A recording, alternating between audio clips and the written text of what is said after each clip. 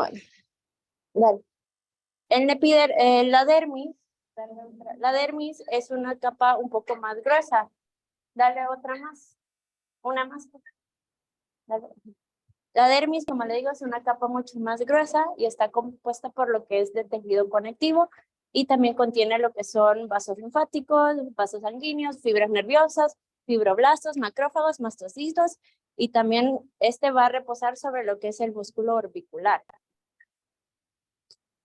También podemos encontrar algunos anexos que son las glándulas que se encuentran en los párpados, empezando por las glándulas sebáceas que están un poco más arriba en el párpado superior y están localizadas en la carúncula de los folículos de las cejas. Lo que son las glándulas de meibomio, como podemos ver, están localizadas lo que es en el tarso. Las glándulas de Sais son glándulas sebáceas modificadas y estas se encuentran en lo que son los folículos de las pestañas. Las glándulas de Moll, que también son glándulas accesorias, estas son glándulas odoríferas apocrinas que drenan lo que son los folículos de la pestaña están directamente en el borde vertebral. Aquí podemos verlo. Están aquí. Lorena, Aquí son las glándulas de Sais. ¿me escuchas? Las glándulas sudoríparas se extienden en toda la piel del párpado también. Y también tenemos lo que son unidades pilosebáceas, que están formadas por folículos pilosos y glándulas sebáceas asociadas. Dale una más, por favor. No, presentación. Las pestañas, como ya sabemos, hay aproximadamente 100 pestañas, lo que son en el párpado superior y 50 en el párpado inferior. También podemos decir que hay de 2 a 3 hileras de pestañas, de 4 a 5 hileras de pestañas en el párpado superior y de 2 a 3 en el párpado inferior. Las pestañas se originan en la laminilla anterior del borde del párpado, justo por delante de la placa tarsal. Y aquí podemos ver, cada uno todos tenemos pestañas. Oigan, se quedó congelada la irrigación del párpado. Esta proviene más que todo de dos arterias, que son lo que son la arteria oftálmica y las ramas supraorbitaria y lagrimal, que son ramas de la carótida interna, la arteria facial, que son la arteria angular y temporal, y que son ramas de la carótida externa. También en el párpado podemos encontrar lo que son arcadas arteriales, dale una más, por favor. Las arcadas arteriales que en el párpado superior se pueden dividir lo que son en periférica y marginal, y la periférica se lo vamos a encontrar lo que son entre el músculo de Müller y la ponerosis del elevador del párpado y superior al tarso. La marginal se va a encontrar por encima de los folículos de la pestaña en el espacio preceptal y está a 2 a 3 milímetros sobre el borde libre del párpado. En el párpado inferior ya solo es uno, entonces va a emerger de la arteria palpebral medial inferior y si anastomosa en la región lateral con las ramas lacrimal y cigomático facial, perdón. Esta está en el espacio pretarsal a 4 milímetros por debajo del borde libre del párpado. El drenaje venoso también se puede dividir en dos partes, que son preceptal y poseptal. Los tejidos preceptales drenan en la vena angular medialmente y la vena temporal superficial lateralmente. En el sistema poseptal podemos ver el drenaje fluye hacia las venas orbitales anteriores y las ramas más profundas de la vena facial anterior y el plexo pterigoideo. El drenaje linfático. También está en dos vías, medial y lateral. Que el medial se va a encontrar, va a recibir todo del canto interno, párpado inferior y la conjuntiva y va a llegar a drenar lo que son a los ganglios linfáticos submandibulares. Lateralmente se van a drenar lo que son del párpado superior y el canto lateral hasta los ganglios linfáticos parotidios superficiales. Las medidas del párpado. Se dice que la medida del párpado longitudinalmente mide 30 milímetros y la fisura palpebral es de 10 milímetros. ¿Cómo vamos a poder medir anatómicamente o cómo podemos medir lo que es el párpado? Es por medio de la distancia de margen reflejo. Esto lo vamos a hacer por el reflejo corneal luminoso hasta el margen palpebral. Se dice que superior, que es el DMR1, mide de 4 a 5 milímetros, que está ligero. Perdón.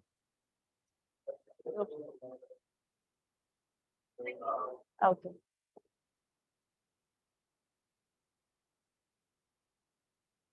¿Ya? ¿Se escucha? ¿Cómo? Lo miran en la presentación.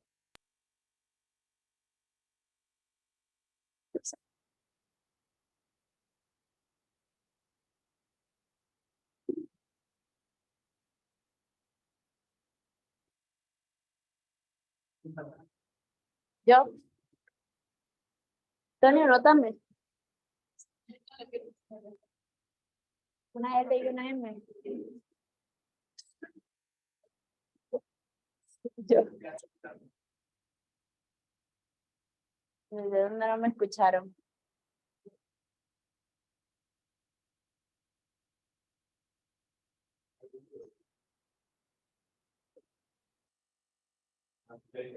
Ya. Ya, aquí, recapitulando, como les mencionaba, las medidas de los párpados. Longitud horizontal es de 30 milímetros y la fisura palpebral es de 10 milímetros. Esto lo podemos medir por medio de lo que es la distancia margen reflejo, que va desde el reflejo luminoso de la córnea hasta el margen palpebral. Superiormente, se va a medir de 4.5 milímetros y se encuentra ligeramente por debajo del limbo. Y en la distancia margen reflejo 2 mide 5 milímetros y este sí está por debajo del limbo. En la siguiente podemos verlo. Aquí, la distancia margen reflejo nos ayuda para ver si hay alguna tosis palpebral, una retracción del párpado inferior, o si también hay una tosis tanto del párpado inferior y una retracción del párpado inferior. Aquí podemos ver, como les mencionaba, de 4 milímetros es el margen reflejo de 4 milímetros y de 5. Y ya menor a eso, si podemos sospecharnos de una tosis, o si es superior a eso, es una retracción. Atrás. Fíjense que el margen 1 y el 2. Aquí voy. Espera que... Los dos tienen una apertura de 9. Entonces es importante poner por qué 9. No es lo mismo tener 4 o 5 que tener 1 y 8. El tener 9 no significa que sea una apertura normal. Ahorita vamos a ver un esquema para que más o menos se den una idea.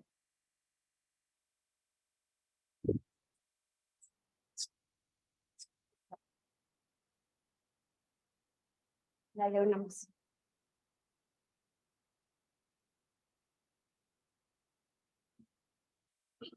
Dale. Espérame.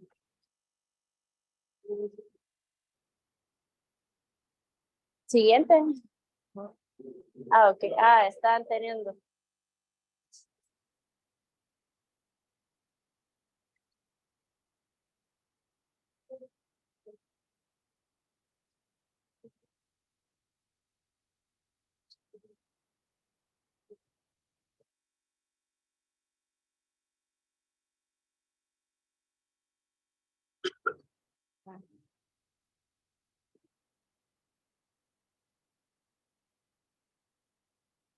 Van de lado.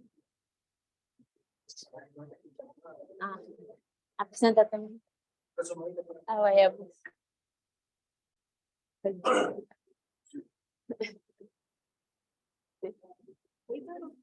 Ah.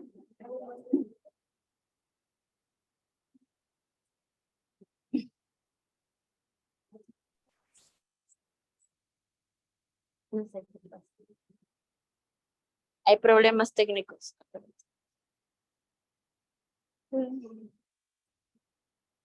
Ya, bueno, continuando, también podemos hablar lo que es del margen palpebral. Esta es la confluencia de la superficie de la mucosa de la conjuntiva, del borde del orbicular y el epitelio cutáneo. Aquí, como les mencionaba, aquí es donde se encuentran lo que son las glándulas de meibomio también. Y las molly size, que son el borde de las pestañas. También es importante saber identificar lo que es la línea gris, que es esta donde es la flechita de la imagen, que dice que es una sección aislada de la porción pretarsal del músculo orbicular, que está justo por delante del tarso. la grasa orbitaria preaponeurótica. Este nos sirve más que todo como para poder identificar dónde está el músculo elevador del párpado. Hay también almohadillas grasas que en el párpado superior podemos encontrar, que son la central y la medial. Aquí está la medial y la central, por aquí creo, pero no me sale una imagen. En el párpado inferior sí ya tenemos lo que son medial, central y lateral. Atrás. En el párpado superior hay dos almohadillas. La interna y la medial. Si ven que está gordito aquí y el paciente le dice, me quiero quitar esta bolsa de grasa, esa es la glándula lagrimal, esa no se puede quitar.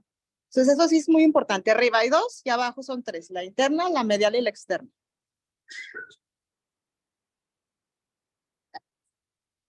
Bueno. Y ya hablando en sí de tejido conectivo, estamos hablando los tendones, que son más que todo el tendón cantal lateral y medial. En la lateral dice que las porciones pretarsales y preceptal, que más adelante se va a explicar más del músculo orbicular, forman dos ramas superiores e inferiores. Que aquí las ramas, aquí podemos verlo. Aquí la rama como anterior y posterior van a formar lo que es el tendón. Y este se va a insertar en lo que es en el tubérculo de Whitney, que también más adelante lo vamos a ver. El tendón cantal medial, aquí también proviene lo que son las ramas del músculo, las porciones preceptal y pretarsal del músculo orbicular, forman las dos ramas de este tendón. La rama anterior se va a insertar lo que es en la apófisis frontal del maxilar, y la rama posterior se va a insertar lo que es en la cresta lagrimal posterior. Estas van a rodear lo que son el saco de la lágrima, también estas dos porciones de estos tendones.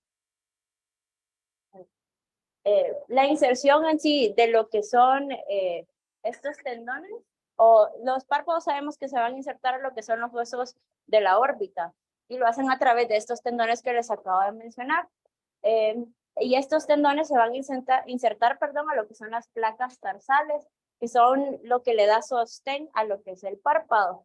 Y esta está hecha de tejido fibroso. Vale. Aquí, como les digo, lo que es la placa tarsal, que es que es, como le digo, es el que le da sostén al párpado, y superior mide 10 milímetros, corresponde a la altura de la arruga cutánea, inferior mide 4.6 milímetros, y dentro de ellas también podemos encontrar lo que son las glándulas de Meibom, y los folículos de pestañas se van a localizar lo que es en la superficie anterior. Va a continuar mi compañero. Gracias, Lore. Bueno, muy buenas tardes a todos. Como ya me conocen, yo soy el doctor Gustavo y yo voy a continuar ahorita con la presentación. Continuando, tenemos pues el tema de conjuntiva. La conjuntiva del párpado está compuesta por epitelio escamoso estratificado, no queratinizado. Forma la capa posterior de los párpados y ahí va a contener las células caliciformes, que estas van a ser las que van a secretar mucina, y también ahí se van a contener las glándulas accesorias de Wolfram y de Krause para la producción de lágrima. La conjuntiva se puede dividir en tres porciones: en vulvar, en palpebral y en el fornix. Aquí en esta imagen podemos ver cómo se divide, cómo la conjuntiva vulvar es la que va como propiamente en el globo ocular, el fornix o fondo de saco, y luego cómo ya hace la continuación hacia el párpado propiamente dicho en forma de conjuntiva palpebral. La función de la conjuntiva, su función principal es lubricar el ojo. La que sigue, por favor, Javi. Bueno, luego tenemos otra estructura muy importante que es el septum orbital. Esta es una capa fibrosa muy fuerte que se extiende desde los rebordes orbitarios hasta las placas tarsales. Aquí vemos cómo va desde el borde orbitario y llega justamente hasta la placa tarsal. Y en un sentido anteroposterior se encuentra localizada entre el músculo orbicular y la grasa orbitaria. La que sigue, por favor, Javi. Bueno, pues ahora vamos a llegar a los músculos protractores o los músculos que cierran el párpado. Tenemos tres músculos: el músculo orbicular, el músculo corrugador y el músculo piramidal. El músculo orbicular es el principal de todos estos, es el que se va a encargar principalmente de ocluir los párpados, y los músculos corrugador y piramidal cumplen una función secundaria, por así decirlo. La que sigue, Javi, por favor. Bueno, hablando del músculo orbicular, este es el principal, como ya les había dicho, del cierre de los párpados, y se divide en tres porciones. la porción pretarsal, la porción preceptal y la porción orbitaria. Las porciones pretarsal y la porción preceptal son las que se van a encargar del parpadeo espontáneo involuntario, es decir, el parpadeo frecuente, ¿no? Cuando no estamos pensando conscientemente en parpadear, van a ser las porciones pretarsal y preceptal las que se van a encargar del parpadeo. Y la porción orbitaria es la que nos da el cierre forzado de los párpados, como cuando sentimos tal vez alguna basurita o algo y estamos parpadeando adrede fuertemente, sería la porción orbitaria. Si podemos regresar ahí nada más tantito, Javi, a la anterior, para aquí mostrar las porciones. Aquí tenemos la porción pretarsal, la porción preceptal y la porción orbicular. Bueno, también aquí aprovechando esta imagen, aquí podemos ver el músculo corrugador y el músculo piramidal, que en inglés recibe el nombre de procerus. Está bastante diferente el nombre, entonces para cuando leamos tal vez en inglés, no tener esa confusión. Ahora sí la que sigue, Javi, por favor. No, una anterior. Ándale. Y el músculo orbicular va a estar inervado por el nervio facial. El nervio va a entrar directamente por la superficie inferior del músculo. La que sigue, Javi, por favor. Bueno, y ahora ya tenemos el músculo corrugador y el músculo piramidal. El músculo corrugador, su origen es en el hueso, en el reborde supranasal, y se va a insertar directamente en la piel, a la altura de la cabeza de la ceja. La función del músculo corrugador es juntar las cabezas de las cejas y va a producir un fruncimiento vertical de las glabelas. Y el músculo piramidal tiene su origen en el hueso frontal, por encima de la glabela, se inserta también en la piel glabelar. Sus fibras musculares, por el contrario, están orientadas verticalmente y tira de las cejas hacia abajo y causa el fruncimiento horizontal. Entonces son fibras verticales y el fruncimiento horizontal. Es al revés. La que sigue, Javi, por favor. Aquí tenemos ya las imágenes que nos muestran aquí cómo se produce con el músculo corrugador el fruncimiento vertical, y con el músculo piramidal cómo se da el fruncimiento horizontal, y podemos ver cómo la distribución de las fibras es de forma vertical. Bueno, por eso es la disposición de comunicación de votos. Estaba pensando en una parte de votos. Clase práctica con alguien que se quiera poner para decirles qué puntos no tocar, cuando debilitas uno, activas otro, cuando quieres subir la ceja, son varios detalles. Entonces, ya que vayamos por blefaroplastía, damos un tallercito de votos. ¿Les parece?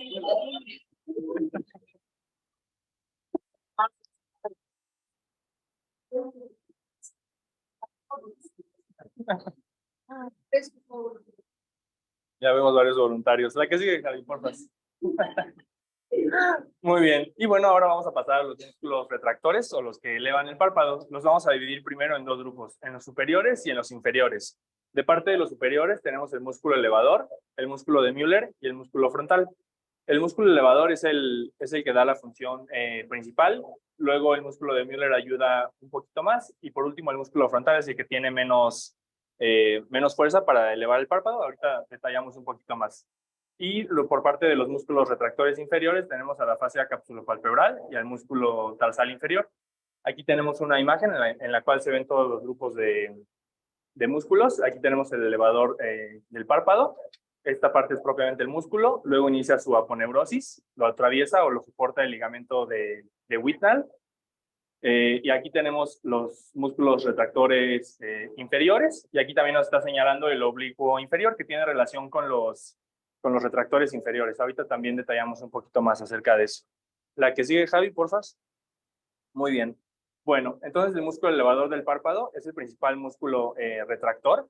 Es el que eleva de forma voluntaria el párpado. Está inervado por el tercer par craneal. Su origen es en el ápex orbitario y su inserción es en el párpado, en la parte anterior de la placa tarsal. Se inserta entre la placa tarsal y el párpado. Como les comentaste con la imagen pasada, el músculo se va convirtiendo de a poco en una aponeurosis fibrosa. Esta aponeurosis va generando extensiones que atraviesan el músculo orbicular y justo a esa altura se crea la arruga cutánea del párpado superior. Entonces, pues es muy importante saber la conjunción de estas dos estructuras, que es lo que crea la arruga cutánea del párpado superior. Y en general, el elevador del párpado está soportado por el ligamento de Whitnall. La que sigue, Javi, por favor. Muy bien, aquí tenemos una imagen lateral en la cual podemos ver el origen, que es del ápex orbitario, y cómo se va discurriendo el músculo, se crea su aponeurosis y ya tiene su inserción entre la placa tarsal y el párpado. ¿De acuerdo? ¿Qué más? Importante esta imagen. Bueno, también aquí podemos ver cómo está el orbicular y entonces aquí ambas estructuras se juntan y es lo que nos va a crear la arruga del párpado superior. La que sigue, Javi, porfa. Muy bien. Bueno, ahora hablando un poquito acerca del ligamento de Whitnall, este se extiende desde la fascia que rodea la glándula lagrimal en la parte temporal y se extiende hasta la tróquea en la parte medial. Entonces discurre de temporal a medial. Este se va a observar como una banda blanca de tejido fibroso y tiene una consistencia muy, muy fuerte. Entonces es una estructura muy importante a localizar durante las cirugías. Cuando se ve una banda ahí blanca fuerte, es el ligamento de Whitnall. La función del ligamento de Whitnall, existe una teoría que menciona la literatura, el libro de requisitos de oftalmología, que puede servir como una polea al músculo elevador, aunque no está totalmente claro cómo funciona como polea, pero bueno, lo describen que puede ser un uso que tiene, y también ayuda, ese uso sí está bien descrito, que ayuda a cambiar la dirección del movimiento del músculo. La que sigue, por favor, Javi. Aquí tenemos las imágenes, entonces aquí vemos cómo discurre en sentido temporal desde la altura de la glándula lagrimal y cómo se inserta directamente en la tróclea. Aquí podemos ver cómo discurre el músculo oblicuo superior que pasa directamente por la tróclea. Entonces ese es el ligamento de Whitnall y aquí ya tenemos una fotografía clínica. Aquí se ve claramente la banda blanquecina, como lo describe el libro. Y bueno, si lo tocáramos, sabríamos que tiene una consistencia muy dura. La que sigue, Javi, porfa. Otra estructura importante del músculo elevador del párpado son sus astas de su aponeurosis. Estas son extensiones ensanchadas de la aponeurosis.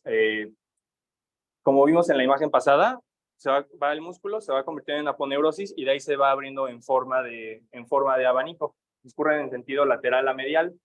Se van a empezar a crear cuando ya el músculo atraviesa el ligamento de Whitnall, ahí se empieza a convertir el tejido en las astas de la aponeurosis y van a llegar directamente hasta el tarso. Las astas de la aponeurosis se insertan en las regiones cantales medial y lateral, y también el asta lateral es un poco más gruesa que el asta medial. La que sigue, Javi, porfa. Muy bien, bueno, ahora vamos con el músculo de Müller, que también tiene una función de levantar el párpado, pero lo hace de una forma involuntaria, no tiene tanta fuerza como el elevador del párpado, por supuesto. Aquí en la imagen podemos ver cómo pasa por aquí el músculo de Müller. Pasa justo por abajo del elevador del párpado. Se extiende desde la placa tarsal superior, que es justo esta parte, hasta el ligamento de Whitnall. En sentido anteroposterior, el músculo de Müller se encuentra entre la conjuntiva y delante por la aponeurosis del elevador del párpado. Y tiene una inervación simpática. Entonces el músculo de Müller actúa cuando se activa la famosa respuesta fight or flight. Ahí es cuando se activa el músculo de Müller y abre un poquito más el párpado, lo eleva un poquito más. Una estructura importante que ya nos había mencionado Lore es la arcada periférica. Esta se va a encontrar en el músculo de Müller. Se va a extender justo por encima de la placa tarsal. La que sigue, Javi, porfa. Aquí vemos una fotografía clínica de la arcada periférica. Es justo este vasito que va discurriendo por aquí. Esa sería la arcada periférica que va por el músculo de Müller. Y en este caso, en esta foto, también nos menciona que hay un poquito de infiltración en grasa. Y sí, se alcanza a ver toda esta coloración amarilla, que es infiltración grasa ahí en el músculo de Müller. La que sigue, Javi, porfas. Muy bien, bueno, ahora vamos con el músculo frontal. El músculo frontal forma parte del complejo musculofacial occipitofrontal del cuero cabelludo. Es decir, se origina, por así decirlo, desde el cuero cabelludo. Este complejo está formado por el músculo frontal, por la gálea aponeurótica y por el músculo occipital. La aponeurosis fibrosa del cuero cabelludo se va a convertir hacia el músculo frontal más o menos por debajo de la línea del pelo. A esa altura es donde ya se comienza a convertir propiamente en el músculo frontal. Su contracción va a elevar ligeramente los párpados y nos va a crear los surcos horizontales de la frente o las famosas arrugas, ¿no? Dicho en términos más sencillos. Muchos pacientes que tienen ya una ptosis severa, por eso se ve que arrugan la frente, porque tratan de ejercer un poquito más de elevación, activando el músculo frontal. El músculo frontal se va a adelgazar hacia la región lateral de las cejas, hacia la cola de las cejas. Aquí podemos ver cómo en esta región ya no hay músculo frontal. Entonces, por eso cuando elevamos las cejas y se crean las líneas horizontales, estas se quedan como en la parte más central y no se extienden hasta la cabeza de las cejas, porque el músculo no llega realmente hasta allá. El músculo está inervado por la rama frontal del nervio facial. ¿Y cómo puede ser localizado? Bueno, se traza una línea recta que va del trago a la cola de la ceja, un centímetro por arriba se traza una línea recta y ese es el trayecto que lleva el nervio. Entonces, es una estructura muy importante a tener en cuenta para que durante las cirugías no se produzca por ahí alguna lesión. La que sigue, Javi, por favor.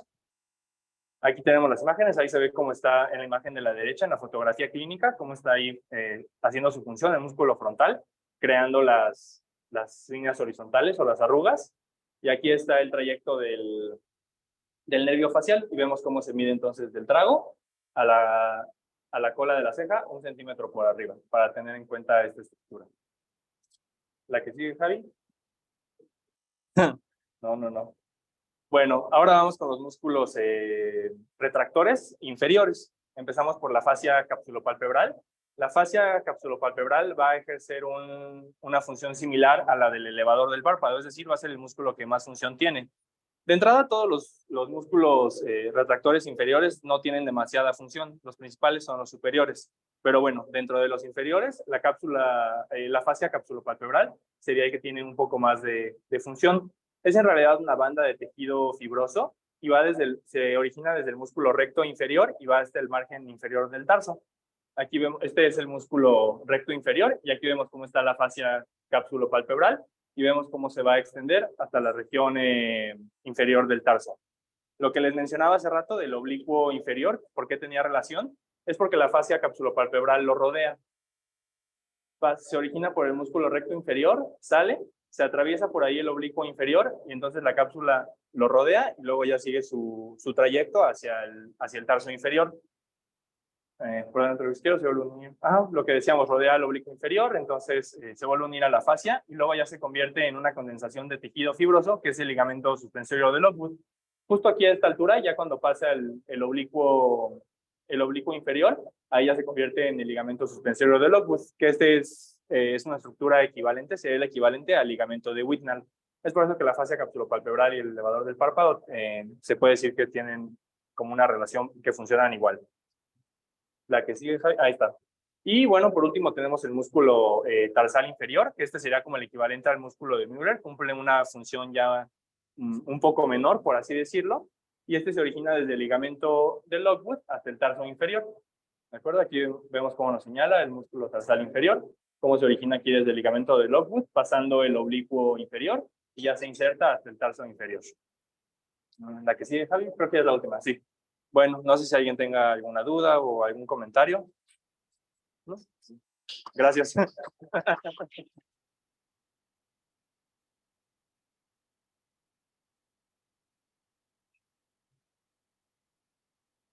gusta lo que está el micrófono? Sí, es que lo estamos usando como micrófono al revés, para que el micrófono ande. Ok, perfecto. Sale. Ya de con. ¿Es eso, verdad? Sí.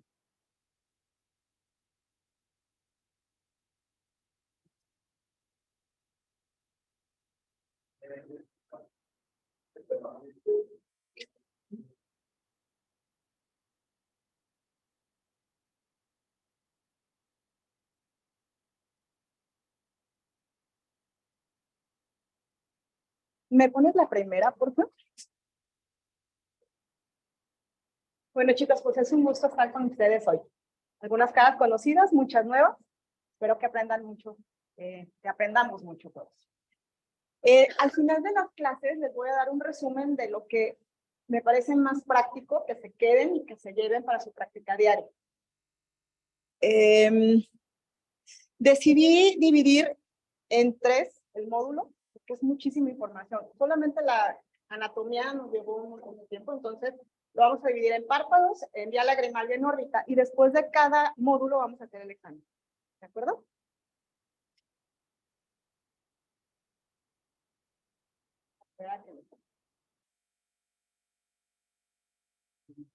¿Ya habían tenido clases de oculoplástica antes?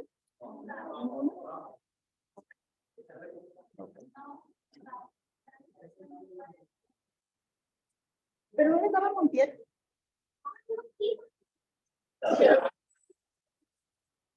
Entonces sí. ¿Sí ven la explicación?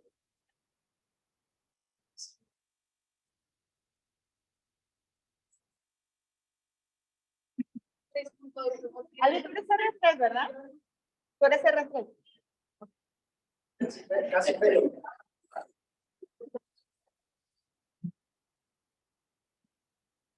¿De neurooftalmo tampoco han tenido?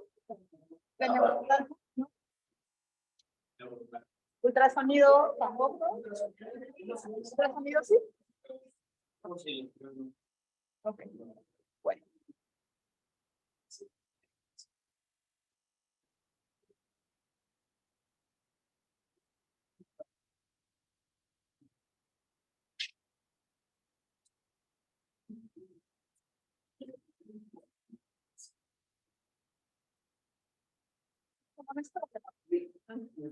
Vamos a esperar que lo compre.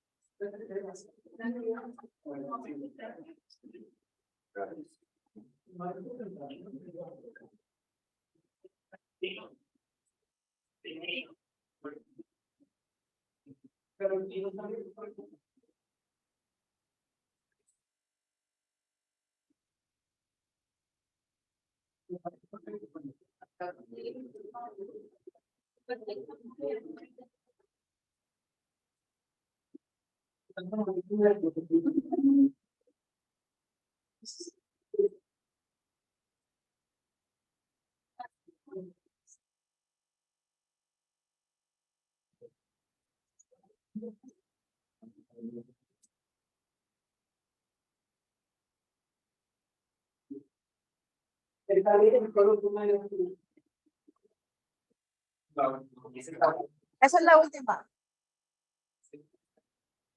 Ok. Sí, pasamos esta, por favor. Bueno, la anatomía es árida. Vamos a tratar de aplicarla.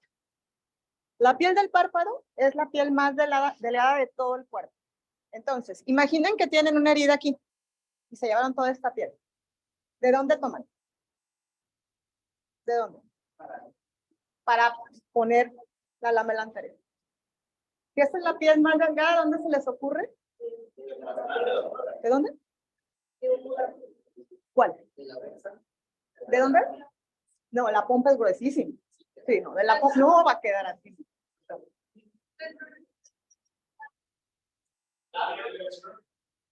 Además, háblenme rezo que ando curioso. ¿De dónde? Ok, bueno. Primer lugar. ¿De dónde? La pompa es para tomar injertos dermograso para una cavidad anoftálmica. Es muy buen injerto. Pero aquí, tengo una herida en este párpado, tomo del otro párpado. Ese es número 1. Número 2, no tengo. ¿A dónde me voy? Piensen, ¿dónde creen que haya piel? Detrás de la oreja es el número 2. Número 3. No. Número 3 aquí. Número 4 supraclavicular. Y número 5 aquí. Nunca jamás tomen de donde haya vello, porque sí me ha tocado ver que le ponen un injerto y le salen pestañas donde no deben, ¿verdad? Entonces, siempre buscar esto. Ok. ¿Cómo entender de manera fácil la anatomía? Si hago un corte de lado a lado aquí, vamos a tomar como punto de partida el surco. Yo hago un corte de lado a lado aquí tengo piel, tarso y conjuntiva y ya. Si yo llego aquí, ¿por qué se forma la arruga? ¿Se acuerdan? Lo dijeron hace un momento. Viene el elevador, se convierte en aponeurosis y emite fibras que van para dos lados. Una se insertan en el tarso para jalarlo y la otra se insertan en el surco. Entonces, esta arruga significa que aquí empieza el surco. El septum, perdón, el septum. Entonces, aquí yo hago una herida y encuentro piel orbicular, empieza el septum y la conjuntiva. ¿Qué vamos a hacer más arriba? Por ejemplo, Yo quiero encontrar la aponeurosis. Si entran por aquí, no se la van a encontrar. Tienen que hacer el corte aquí, pero se suben para poderla encontrar.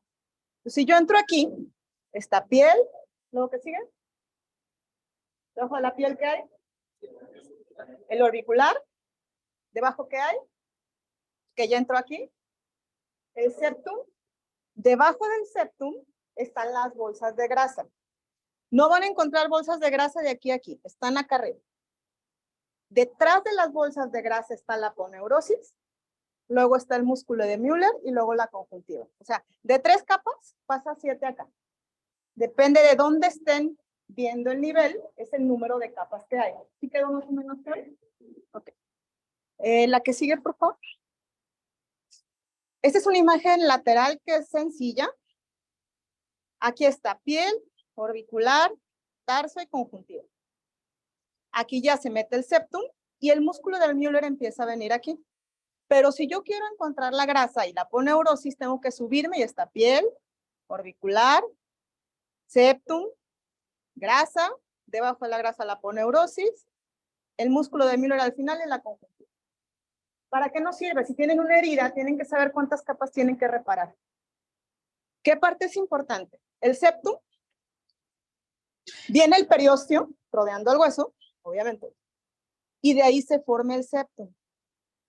El septum es importantísimo. Si se abre el septum, ya se metieron a la órbita. Es decir, si yo tengo una infección, pero no abrí el septum, se va a quedar en los párpados. Si yo tengo un tumor y se metió al septum, ya se fue hasta la órbita. Entonces, en lo posible, mi recomendación es no violen el septum. Traten de siempre tenerlo como con mucho cuidado. Si llega una herida, traten de no abrir más para que no se salga la grasa. Si ya vieron la grasa, ya se abrió el septum. ¿Ok? La que sigue. Un parámetro para grasa. Importante para trabajo. Mira, ver el septum es muy difícil, pero si es un parámetro, si ya está violado, que es una capita muy delgadita, muy difícil de ver, como si fuera una telaraña. Si tú sabes que ya un tumor lo pasó, si tú ya sabes que hubo una blefaroplastia y que abriste el septum y se infectó, entonces lo más probable es que te vaya a la órbita. Claro. Si tú vas a quitar bolsas de grasa, necesitas abrir el septum para encontrar las bolsas de grasa. Las bolsas están atrás del septum, entonces tú lo abres para que te salgan. Ahora, hay un término que se llama RUF y SOC, que es la grasa suborbicular. El RUF está aquí arriba y es grasa que está debajo del orbicular, pero no en sentido posterior, sino en sentido vertical. Entonces el RUF está en esta zona. No sé si han visto párpados papujados, lo que le dice la gente, es el RUF. Y el SOC está en esta zona. Esto es más como para situaciones estéticas, pero es algo que se está manejando mucho últimamente. Okay. ¿La que sigue? Una más, por favor. Esto es por si hacen cirugía. Estos son los 3 bloqueos más usados. ¿Ok? Supraorbitario. Si ustedes bloquean aquí, se les bloquea desde acá hasta acá. Entonces, tienen una herida en el párpado superior y no quieren aumentar el volumen con la anestesia local, ponen un supraorbitario. Toquen su escotadura supraorbitaria. Ok, se siente como un espacio pegadito al hueso y hacia atrás y hacia arriba. Con una aguja de insulina pueden poner 1.52 y toda esta zona se anestesia. Segundo, el infraorbitario más o menos bloquea de aquí a acá. Busquen el reborde orbitario inferior. Si lo dividen en 3/3, el tercio interno y 1 centímetro abajo. Más o menos aquí está, 1 centímetro abajo y es totalmente vertical. Ok. Tercero, el infratroclear. Está la tróclea, más o menos unos 3 milímetros arriba del canto. Y este bloqueo, con este bloqueo pueden manejar, no tan fácil, pero digamos que cómodamente todo el canto interno. ¿Ok? ¿La que sigue?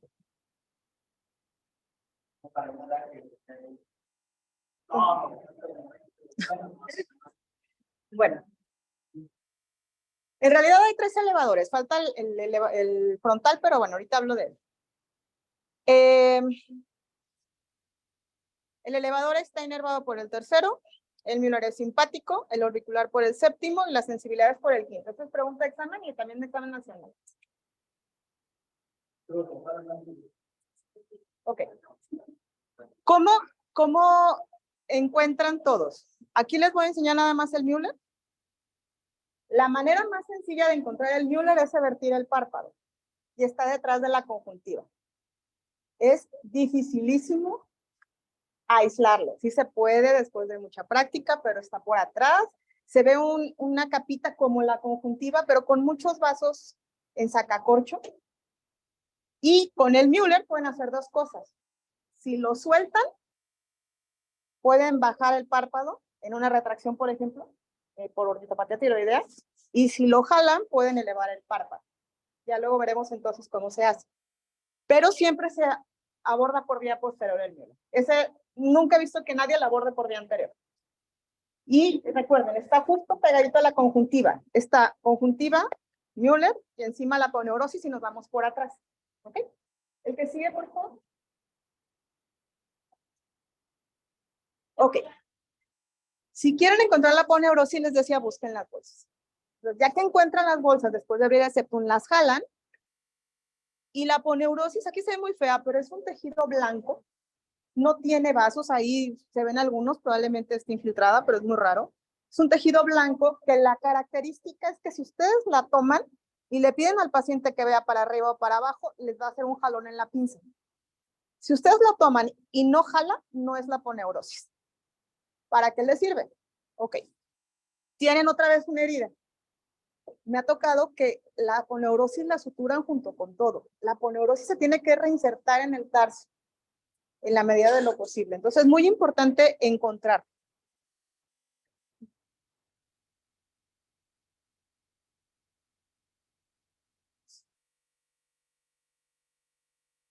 Y el Whitnall, que es este ligamento, cuando van a hacer una cirugía de elevación, hasta aquí llegan.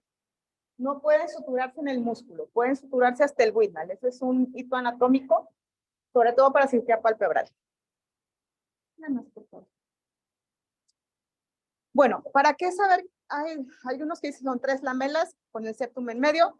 El saber que hay 2 lamelas es que si yo quito un pedazo de párpado, siempre tengo que tener una lamela que tenga vasos y el otro puede ser un injerto libre, pero siempre tiene que haber un colgajo y encima le pueden poner lo que quieran, pero siempre algo vascularizado. Puede ser la anterior o puede ser la posterior. Y yo creo que esta es la herida que más nos llega. No sé si ya han visto, ¿alguien ha visto heridas así? Ok. Heridas así, yo sugiero microscopio, seda 6 ceros porque esa no se mueve, tiene que quedar bien apretado. Esta sutura tiene que ir en la línea gris. Yo pongo solo 2, hay gente que pone 3, pero si yo pongo la tercera, esta luego me raspa la conjuntiva. Con 2 bien puestas, nos da un sostén horizontal para que no se vaya para adelante, para atrás, y no puede quedar nada desfasado. Si queda tantito desfasado, van a tener una queratitis de por vida. Entonces, por eso se hace con microscopio. Así es. Y estas se dejan 3 semanas. Si lo quitan antes, se les va a abrir. Ok, estas son las medidas que más se ponen en una exploración de párpados. Generalmente se pone un párpado, otro párpado y en medio las abreviaturas. Digamos que es lo más correcto, ¿no? Se mide horizontal, se mide la apertura del párpado, se mide la distancia margen-reflejo, se mide la función del elevador, al final vienen los valores normales, la altura del surco, el fenómeno de Bell y el lago Talos. Entonces, lo que vamos a hacer ahorita es, entre ustedes van a hacer un esquema de cómo se debe poner en el expediente. Les voy a decir cómo lo pongo yo, ustedes pueden hacerlo con todo, pero una manera fácil de saber cómo están los párpados, ahorita se las voy a explicar. Entonces, no sé si me ayuda que se pasen las reglas y las hojas. Con razón se le va a decir cuando le presentó un paciente nada. No, nada. Una hoja para cada quien y una regla por 2. Entonces, con el de al lado, hacen la medición, ¿sale?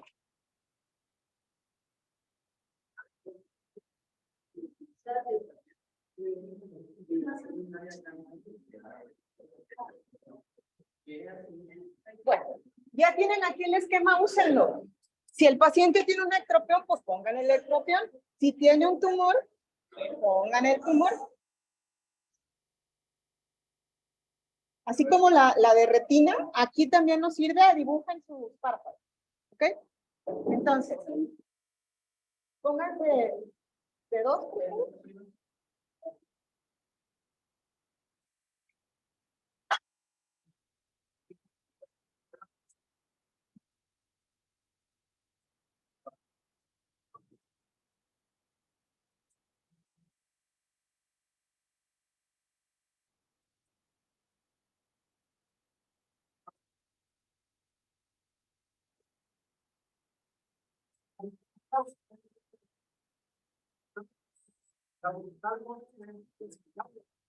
Mira, puedes poner una cruz, dos cruces. Yo le pongo positivo o negativo. Con esto es suficiente.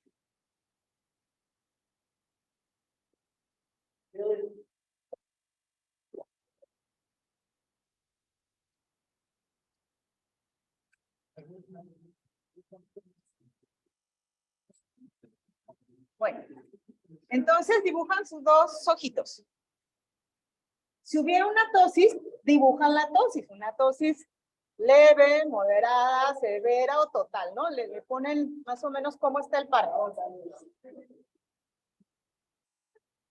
Entonces, esto es como yo lo hago, pero pueden hacerlo así, ¿no?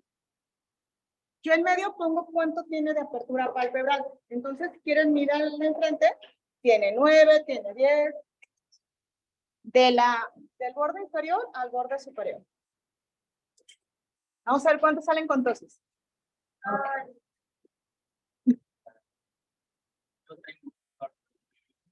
¿Sí?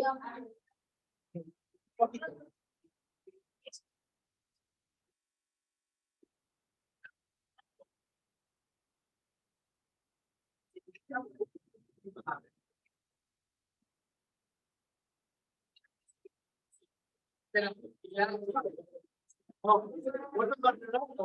El borde del párpado, al borde del párpado en el centro.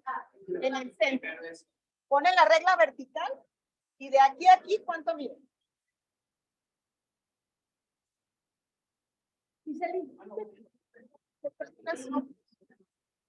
¿Tiene otra regla, Lucy? Sí. Para explicarles cómo se...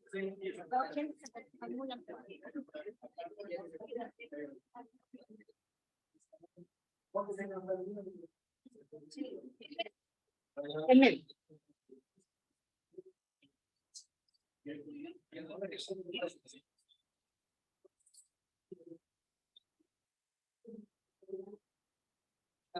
¿Tienen dos?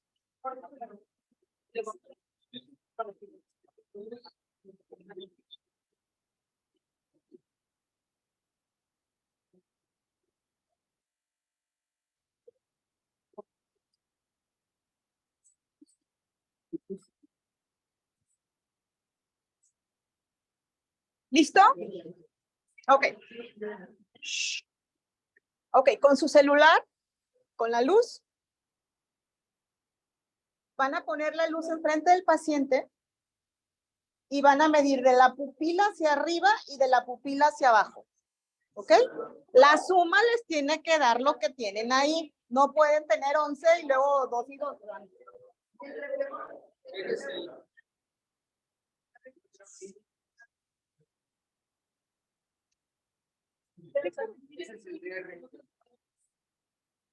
El paciente tiene que verse al frente. O sea, por ejemplo, yo estoy aquí, le digo, ve a mi nariz. Y viendo tu nariz haces la medición. ¿Cómo lo requiero? Es el R.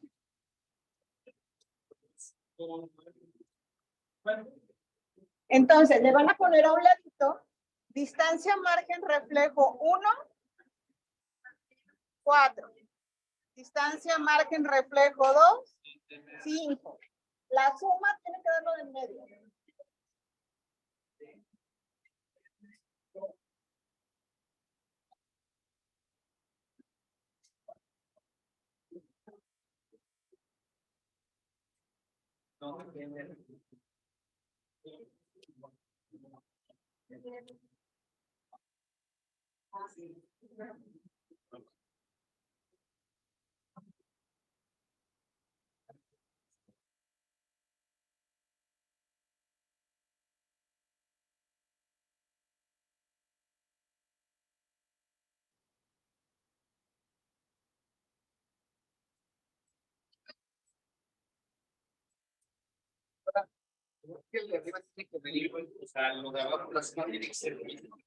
La suma de estos dos.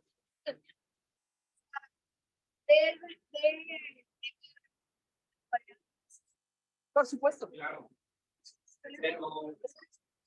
Pero ya no sé.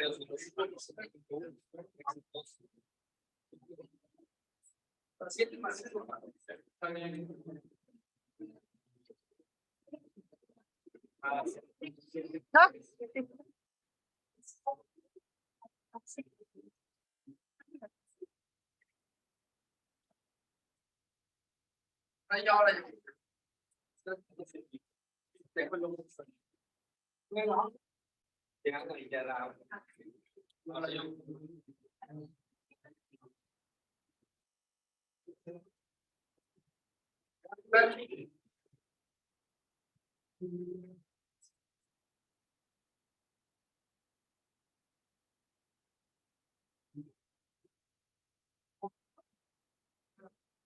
¿Ya terminaron? A ver, los que ya terminaron, ¿qué tiene este paciente? Con solo ver esos números, ¿qué tiene? Sí, una orbitopatía tiroidea, porque ese es un párpado retraído. Entonces, pueden poner así, que está más arriba. Y si estuviera tóxico, pues pone la línea donde ven más o menos el párpado. ¿Ok?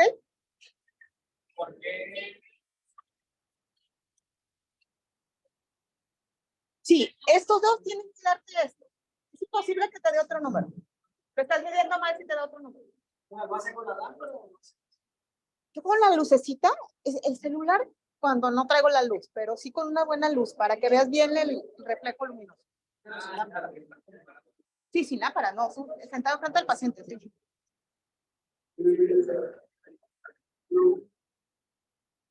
¿Listo? Ok. La siguiente. Ay, no sé, no es mi celular. Fíjense bien. Vamos a valorar la función del elevador. La función del elevador sirve para decidir qué cirugía de párpado voy a hacer. Quédense con un número. Menos de 3, ya no pueden usar los músculos de aquí. Tienen que usar una rienda. Pues 3 es lo mínimo que puede tener de función. ¿Ok? ¿Cómo se hace? Tenemos que quitar la función del frontal. Entonces yo pongo mi pulgar arriba para que no suba la ceja. Si la tiene muy arriba, se la bajan al nivel que tienen que estar. Mira hacia abajo, por favor. Ponen el 0 donde están las pestañas y le piden que vea hacia arriba. ¿Ves todo lo arriba que puedes? La excursión, esa es la función del elevador. Va de nuevo. El paciente está viendo al frente, pongo mi dedo para evitar que use el frontal. Le piden que vea hacia abajo, ponen el 0 donde están las pestañas. Y lo que suba, lo que excursione, esa es la función del elevador. Mira hacia arriba. Tiene como 15 más o menos, es una muy buena función. Sí. 15 es excelente. Es que hay gente que tiene 3 y es una muy mala función. Hay un valor, eso lo vamos a ver en las dosis, pero quédense como que 15 es muy bueno y 3 es muy malo. 10 es una función regular. 10 todavía entra en una función buena, pero menos ya es moderada. Y 3 ya es una función pobre. Es normal, es buena. No excelente, pero es buena. Y se pone así. Yo pongo una flechita, función del elevador, 15. A un ladito.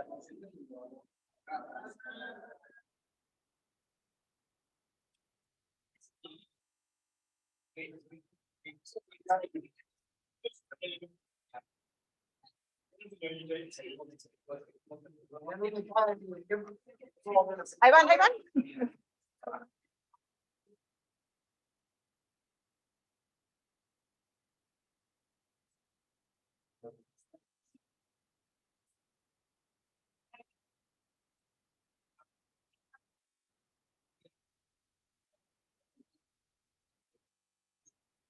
¿Lista? Ok. Siguiente.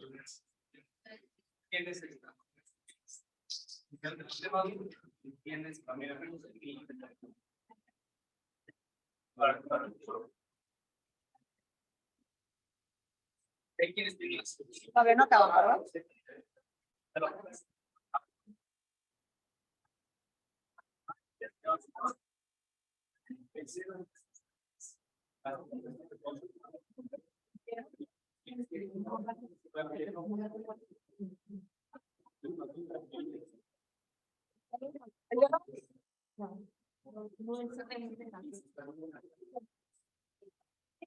Por ejemplo,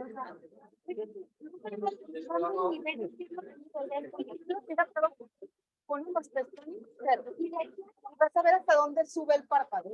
Súbelo. ¿A dónde llegó? A 20. Aquí, en 20. Mira para abajo. Ahí está en 0. Súbelo. Ahí está en 20. Pero siempre estuvo igual, o sea, siempre se mantuvo cerrado, no estaba, o sea, mi regla medía. Lo que tú vas a medir es cuánto se sube el párpado, cuánto excursiona. Entonces, lo pones en 0 y cuando ella eleva el párpado sube hasta 20. Ok, ya entendí. ¿Sí? Ya. Okay. Que lo que no tuviera, o sea, ¿dónde está el Hola, ¿alguien puede poner un celular? No, la regla no se mueve, lo que se mueve es el párpado y tú vas a ver hasta dónde se sube. Ah, yo no voy a mover. Tú no mueves la regla. No, tú no mueves la regla. A ver, ¿dudas? ¿Todo bien? Los que estamos en Zoom no vemos. Siguiente. ¿Dudas? No. Siguiente, vamos a medir el surco. ¿Para qué medimos el surco?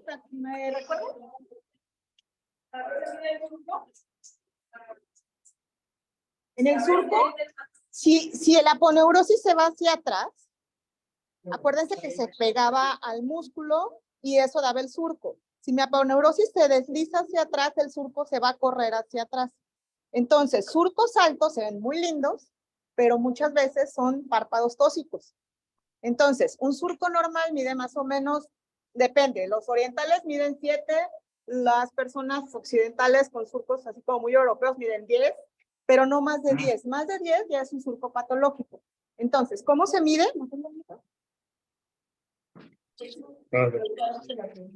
¿Me prestan una regla? A ver. El paciente ve hacia, todo esto yo me siento delante del paciente a su nivel, no lo estoy haciendo aquí para que ustedes vean, pero tengo que estar al mismo nivel, ¿no? Mira hacia abajo. Levantando un poquito la ceja porque hay párpados que tienen muchísima dermatochalasis. De la pestaña, levantando un poquito la ceja a donde está el pliegue. Eso es el surco. ¿Ok? A veces hay 2 o 3 pliegues. A veces es muy difícil saber cuál es. De las pestañas, mira por abajo, ponen en 0, ese es el pliegue, ya lo tiene bien marcado. A donde está el pliegue en el centro. ¿Ok? Entre 7 y 10 es normal. ¿Ojos totalmente cerrados? Por ejemplo, tú lo tienes muy bajo. Sí. Sí, seguro. Con ojos cerrados, con ojos cerrados.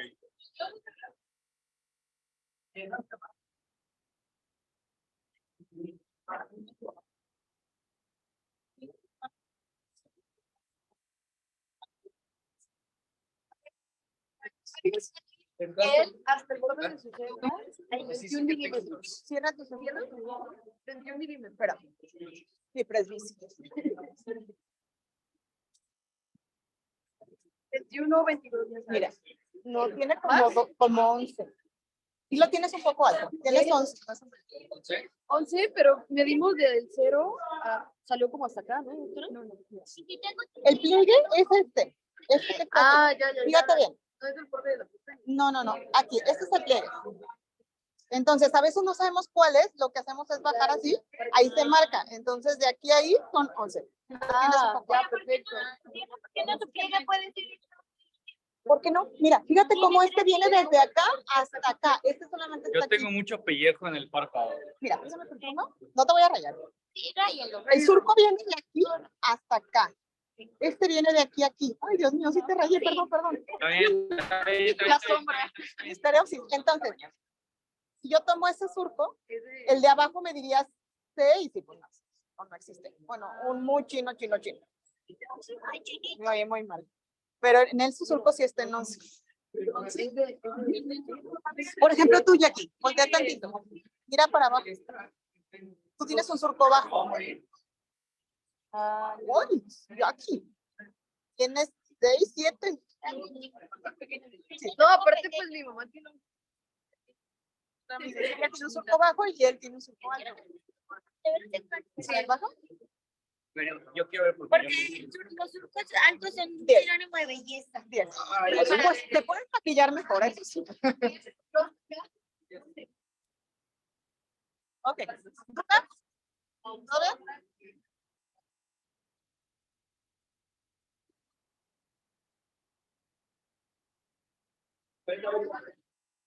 ¿Listo?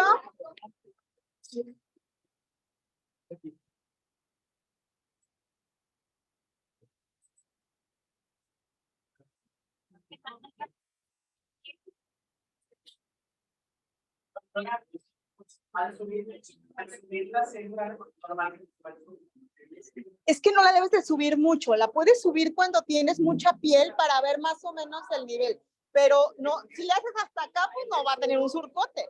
Exacto, sí. Por ejemplo, a ver, ¿te puedo medir? Mira hacia abajo, levanta tu cara un poquito. Mira, el surco es este, entonces yo lo subo hasta aquí. Tiene 7. Lo que puedes hacer es bajarle poquito y ahí está. Está en 7, pero al subirle subía como al 9. Mira, es que si lo dejas así debajo, va a quedar un surco muy bajo. No lo puedes medir tan bien. Entonces lo subes poquito, nada más para que veas dónde está. Que suba la ceja, no el surco. Fíjate, aquí la subo y no se ha modificado el surco. Entonces tiene 7. Ok. Entonces sí, ya es que decía 7, pero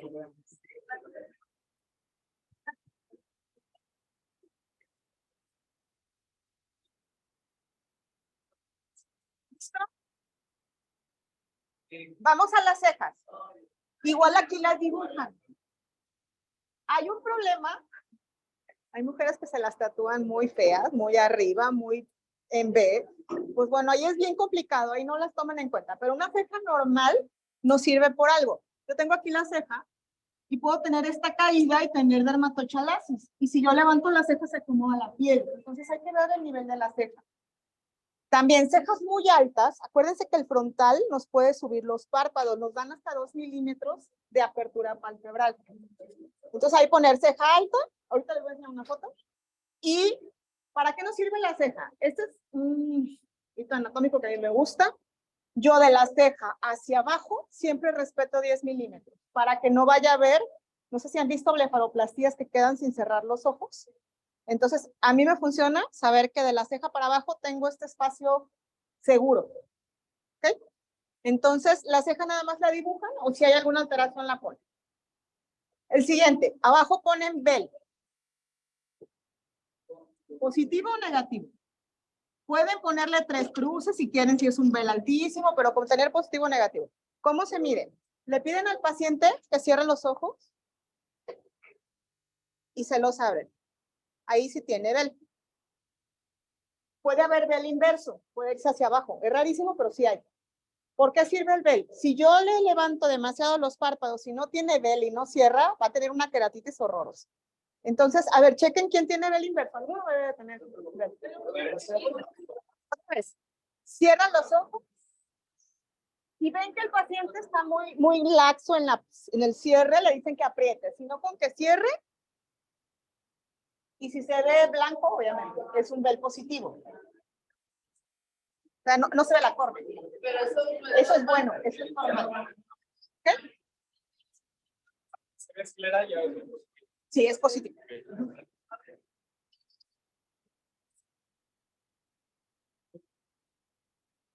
Bueno,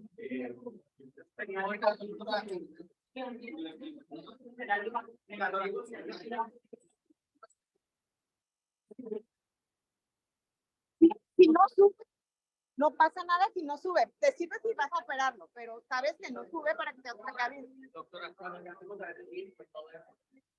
Puedes revisar, ¿no? La ceja, ¿cómo la mide? La ceja. Mire, nada más ves que está en su posición. Tienes el huesito debe estar por encima del hueso. Del frontal, del huesito, del frontal. Y debe de seguir una curvatura un poco más alta en la parte lateral. Okay, pero arriba. Arriba del frontal. Si está, y si tiene cejas aquí, pues tiene una tosis ceja. La ceja normal es así o así. Ok. Donde el pelo quedó, se le tiene que hacer fuerza, se le pide que haga fuerza hacia abajo para que tú no puedas retraerle. Es que hay pacientes que no, o sea, se cierran, pero se quedan viendo al frente. Entonces ahí le dices, apriete, ya levantas y ves si sube o no. Y si se ve ya escalera abajo, es positivo. Es positivo. Si no, si ves la córnea, es negativo. Ah, ok, ya. ¿Ya? Entonces se levanta tanto que se ve la córnea, es negativo. Si tú haces esto es lo normal y esto es positivo. Si tú al abrir los párpados se queda al frente, es un bel negativo porque no está funcionando. Y entonces eso ya sería de cuidado. Eso no es lo normal. Si se va hacia abajo es inverso. A ver, ¿cierra? Es inverso. A ver, niños, aquí es inverso. Pues no, A ver, este es un bel inverso. Creo que no me está viendo. No, a ver. Compórtese, cierra tus ojos. ¿Ven? Se va hacia abajo. A ver, va de nuevo. Lo normal es que se vaya para arriba. Lo normal. Un bel negativo se queda viendo al frente y un bel inverso se va hacia abajo. ¿Ok? ¿Otra vez? ¿Cierra? Eso es un bel inverso. ¿No? A ver, hijo, cierra. Aprieta, aprieta. Aprieta, aprieta, aprieta. No, es normal. No, normal, normal. Ah, no, bueno, no. A ver, cierra. Aprieta un poquito. Aprieta. No, si tienes un bel inverso. No, si estás inverso. Pero que si al abrir se queda la córnea. Es negativo. O sea, lo normal es que suba. ¿Sí qué? A ver, cierra. Aprieta. Normal. Del normal. A ver, doctora.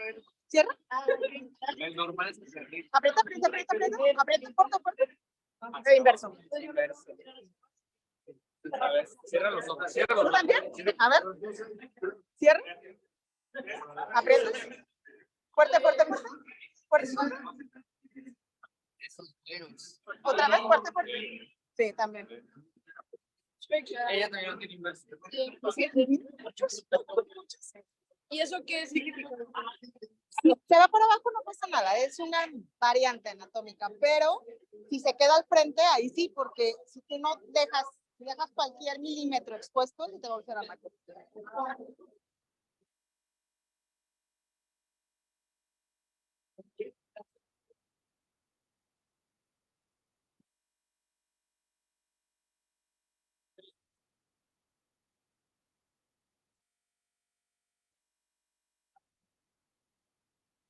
A ver, ¿listo? ¿Listo? Que sí, es bien tarde. Ok, ¿me pasan la última? ¿Me pasan la última de... A ver, ¿dudas en la exploración? Esto es lo básico de párpados. ¿Dudas? Digo, podemos medir entre los cantos, podemos medir hasta acá. Hay muchas cosas, pero eso es lo básico en un expediente de párpados. ¿Mande? No, no mides nada, solamente te fijas que esté por arriba del borde frontal y que no estén así. Estas son tosis, obviamente, de ceja. Pero puede ser así en hombres y tienden a estar hacia arriba en mujeres. Pero si tocas el reborde y está arriba del reborde, digamos que puede estar bien. No. No. Okay. A ver, esta imagen. Esta es una paciente mía. Viendo esta imagen, ¿qué tiene? Ok. Fíjense en dos cosas. ¿Qué tipo de tosis es? Te voy a poner set. Fíjense en el surco. Este surco de aquí a aquí es altísimo y fíjense cómo está subiendo la ceja para levantar el párpado. Entonces, cada vez que vean surcos altos, sobre todo en pacientes posquirúrgicos que ya les metieron un blefaróstato, lo más probable es que la aponeurosis se haya soltado. Y es muy común que en la familia, la mamá, el papá, el abuelo, todo el mundo tenga esa tendencia a que se suelte. Entonces, siempre checar las cejas, siempre checar los surcos. Obviamente allá ya quedó bastante bien, pero fíjense la diferencia. Cuando se sube el párpado, se baja la ceja, porque ya no lo está usando. ¿Ok? Bien, ¿dudas sobre esto? Ok, próximo viernes, ¿qué toca? Háganme un favor, pásenme las hojitas para ver cómo está esto. Sí, pongan el nombre. Bueno, déjame. ¿Le tomas foto? Porque si no me entendieron, todo lo platicamos lo que no quedó entendido. ¿Y si le tomas foto? ¿Le pones su nombre?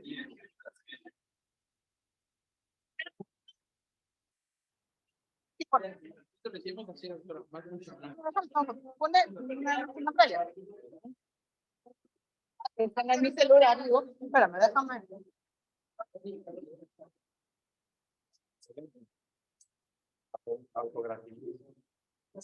¿Mi celular?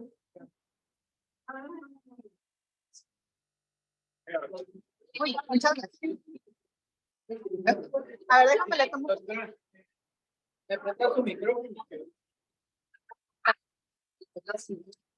Sí.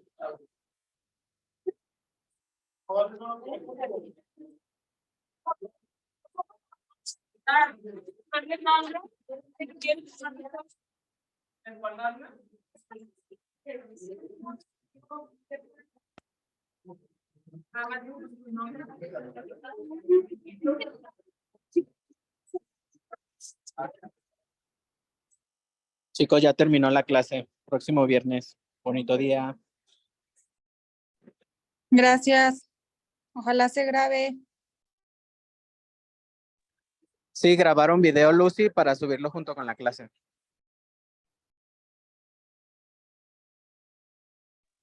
Perfecto, muchas gracias, José. Nos vemos.